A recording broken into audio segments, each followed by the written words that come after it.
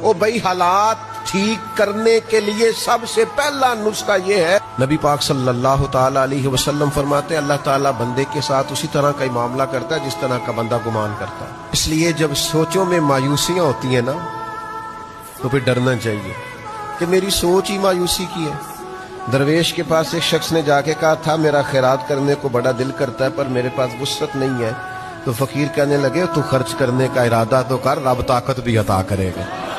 اللہ کے ساتھ آپ جس طرح کا گمان کرتے ہیں، کچھ لوگ ایسے ہیں زندگی مسکین بھر کے گزارنا چاہتے ہیں، ہر وقت دکھ ہی دکھ، پریشانی پریشانی، حالات بڑے خراب ہیں۔ بس جی کیا بتاؤں جی، میں قدم آگے کرتا ہوں میرا قدم پیچھے جاتا ہے، محنت بڑی کرتا ہوں پھر بھی حالات ٹھیک نہیں ہوتے۔ او بھائی حالات ٹھیک کرنے کے لیے سب سے پہلا نسخہ یہ ہے کہ تو اپنا گمان ٹھیک کر، تو اپنا ارادہ ٹھیک کر، وہ تو بڑا ہی کریم ہے، اس کی طرف تو جو چل کے جاتا ہے اس کی رحمت دوڑ کے اس کا استقبال کرتی ہے۔ اچھا گمان، اچھی سوچے، رب جب بھی کرے گا فضل والا معاملہ ہی کرے گا، رحمت والا معاملہ ہی کرے گا۔